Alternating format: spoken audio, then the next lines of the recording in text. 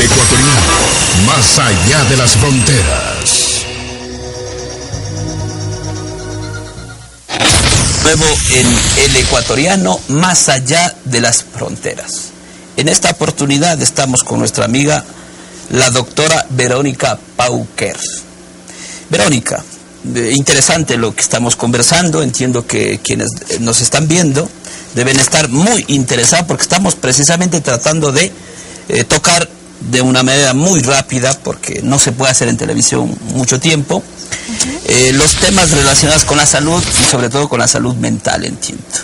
Así es. Sobre lo que tú nos estabas conversando, ¿cómo crees que el Estado ecuatoriano o el Estado español, desde tu punto de vista, debería intervenir en el caso de los migrantes ecuatorianos?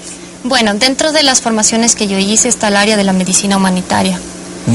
Es un área bastante interesante porque empiezas tú a trabajar con todos los que son grupos de riesgo y grupos vulnerables, es decir, desplazados, refugiados y migrantes. Mi criterio personal es que tenemos que empezar a generar una política en la cual no solamente pensemos en la parte de vulnerabilidad socioeconómica. Política de Estado, ¿no? Así es. De tal manera que no es que este gobierno se termine y el otro ya no quiere saber nada. Exactamente. Yo creo que lo que hace que una política funcione es su continuidad. Ya. Y lo que tenemos es que plantearnos también otro tipo de vulnerabilidades. El hecho de no tener una política clara genera una vulnerabilidad. Y otra muy importante es la vulnerabilidad psicológica de las personas. El ser humano es un ser íntegro que no solamente tiene un cuerpo físico, también tiene una parte mental, una parte espiritual, una parte afectiva, y que se afecta el momento que migras y que tienes que hacer cambios trascendentales, sea cual fuere la causa: estudiar, trabajar, de pronto alcanzar un sueño, un objetivo, ayudar a un familiar, salud. Y que se enraiza allá, porque allá también desarrollamos nuestros afectos, nuestras amistades, nuestras relaciones amistosas o enemistosas, porque es propio del ser humano, ¿no es cierto? Porque puede pasar. Sí pienso, como te comento, que lo que necesitamos es considerar que existen otros aspectos que hay que trabajar, como es el caso de la salud mental. Tenemos que trabajar en forma interdisciplinar, es decir, a través del área diplomática, a través del área de salud, a través de las áreas de justicia y en nuestro caso pues la educación y la Secretaría Nacional del Migrante. Tenemos que generar equipos multidisciplinares donde podamos generar una política de Estado. Es hora de plantear una salud pública internacional donde podamos establecer convenios internacionales con nuestros homólogos en los países receptores, porque no solamente hay migrantes en España, hay migrantes en Nueva York, hay migrantes en Italia, en Venezuela, cada uno con una problemática muy distinta, porque cada país receptor tiene su propia cultura, sus propias estrategias, y tienes tú que adaptarte a esas estrategias y a su vez enseñarles a ellos qué somos, para por lo menos generar esa curiosidad y quieran venir a visitarnos. Ahora, una pregunta en todo esto. ¿Esto que tú estás planteando sirve solamente para los ecuatorianos o podría servir en general para migrantes, qué sé yo, argentinos, colombianos, peruanos, o hay alguna distinción? Yo pienso que en forma general puede servir para todos. Sí tienes tú que considerar la cultura de cada individuo, su creencia religiosa, porque dependiendo de ello reaccionamos. Existen ciertos rasgos específicos de personalidad que se desarrollan dependiendo de la cultura que tú tienes.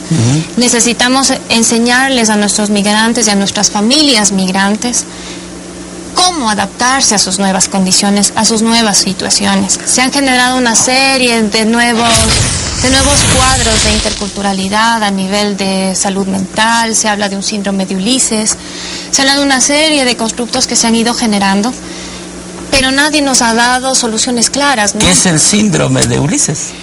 Bueno, el síndrome de... Desde tu punto de vista, porque también hay concepciones y concepciones. La concepción que se ha establecido del síndrome de Ulises es una exposición a un estrés extremo, ¿no?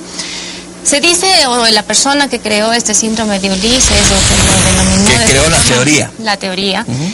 Dice que lo puso así porque Ulises estuvo muchos años perdido de volver a su tierra y la extrañó muchísimo, y a partir de ello le puso este nombre. Yo creo que no necesariamente tenemos que ponerle un nombre y un apellido. De pronto, si vamos a ofrecer la posibilidad de que los sistemas sanitarios acojan a estas personas y podamos dar realmente específicamente qué características o qué criterios diagnósticos me van a dar ese síndrome de Ulises y que va a haber un personal médico que lo va a poder identificar y lo va a poder abordar, entonces pongámosle un nombre. Porque yo te hago la siguiente pregunta. Yo creo que, por ejemplo, en el caso de los americanos y los europeos, ese llamado síndrome de Ulises no hay. Porque te cuento como anécdota, los ecuatorianos, si no llamamos toda la semana a hablar con nuestra familia, ¿sí o no? No somos, es parte de nuestra realidad. Pero un europeo que viene aquí, no habla 3 meses y no pasa nada. O sea, el síndrome de Ulises, bueno, ¿qué te parece? ¿Existe o no existe para estos Yo creo que el estrés extremo lo vivimos todos, ¿no? En un momento determinado de nuestras vidas. Se le ha puesto este nombre porque se establece que tiene que ver un poco con la persecución que se le hace al migrante, al no tener papeles, al tener un nivel de inestabilidad laboral, al no estar con su familia, a la soledad que siente, a su depresión. Básicamente por eso se le ha construido.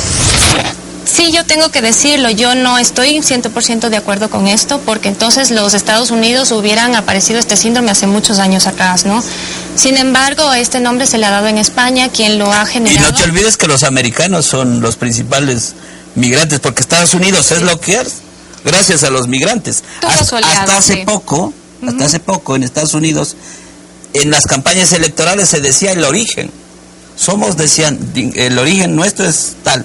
Hoy ya se ha cambiado los papeles. Bueno, siempre y durante su época hubo el famoso sueño americano, ¿no? Con la posibilidad de vivir esa libertad que vendía los Estados Unidos. La crisis económica de ellos pues ha llevado a que la gente busque otros sitios de recepción, y Europa, específicamente España, se volvió en un sitio muy codiciado por la presencia del euro, por el hecho de no tener tantos requerimientos, ¿no? Como fue el visado, básicamente. Bien, volvamos a Verónica Pauker.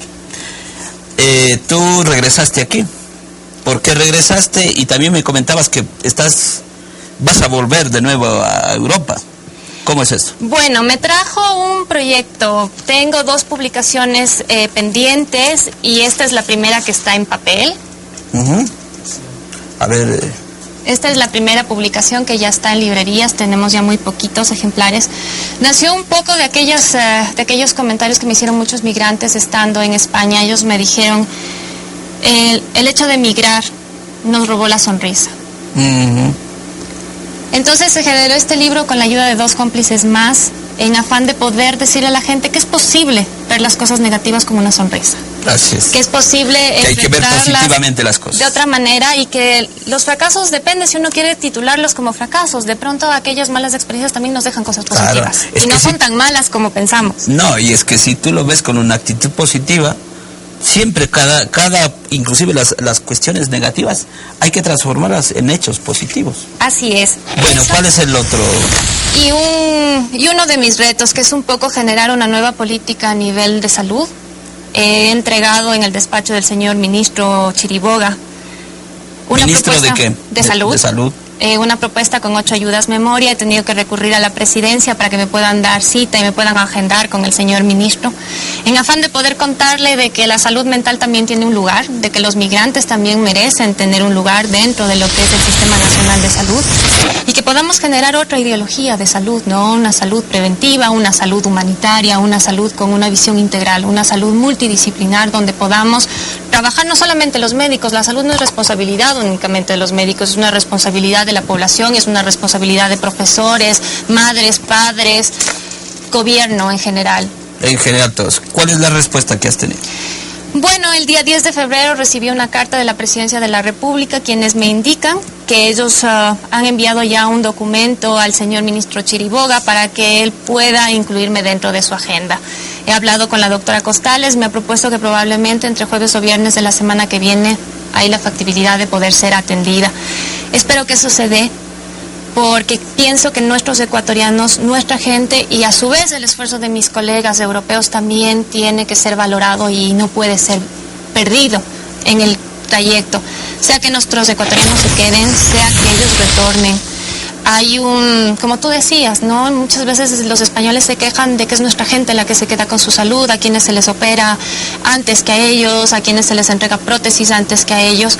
Si nuestra gente decide retornar, ¿qué va a pasar con ese recurso en el cual se ha invertido? Es que si el Estado no está preparado para que los ecuatorianos regresemos, así es, entonces no hay tal regreso. Necesitamos... no es solamente de decisiones, sino en la práctica preparar para que regresen los ecuatorianos. Para que funcionen. Una última cosa, tú estás pensando en volver, sí. Eso significa a terminar tu doctorado. Tengo que retornar a terminar mis estudios, a terminar las cosas que tengo pendientes allí. Después de ello no sé qué es lo que vaya a ocurrir. Creo que necesitamos, para aquellos que nos hemos marchado y queremos aportar al país, tener una apertura real. Pienso que nuestros títulos deben ser homologados con facilidad aquí en el país, que nos abran las puertas, que no tengamos que esperar 1 año y 6 meses como yo he tenido que esperar cuando uno tiene una iniciativa y el deseo de dar. No estamos aquí para decirles a quienes se han quedado cómo hay que hacer las cosas, sino sugerir alternativas que hemos visto que funcionan. Por mi parte, yo admiro mucho a mis compañeros que se han quedado. La medicina aquí en el Ecuador se hace en muchos sitios de una forma sabática. Te asusta el haber estudiado tantos años y no tener los recursos necesarios y ver cómo se te mueren tus pacientes. Estoy en contra total de haber generado una ley de mala práctica, sin seguros de responsabilidad civil, sin una protección para ese médico, con un divorcio terrible entre las universidades y el Estado, sin un proceso real de profesionalización. Nos falta trabajar mucho para que la salud del país realmente funcione. No basta simplemente con generar una emergencia. De acuerdo.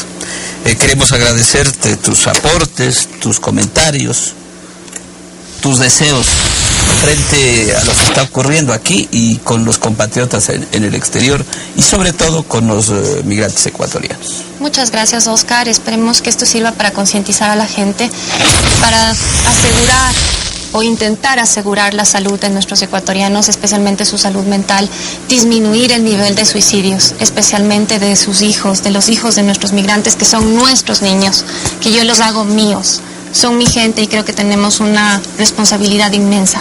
A ustedes igualmente agradecerles por estar con nosotros. Esto es El Ecuatoriano, más allá de las fronteras. Y no se olviden, queremos que sean felices.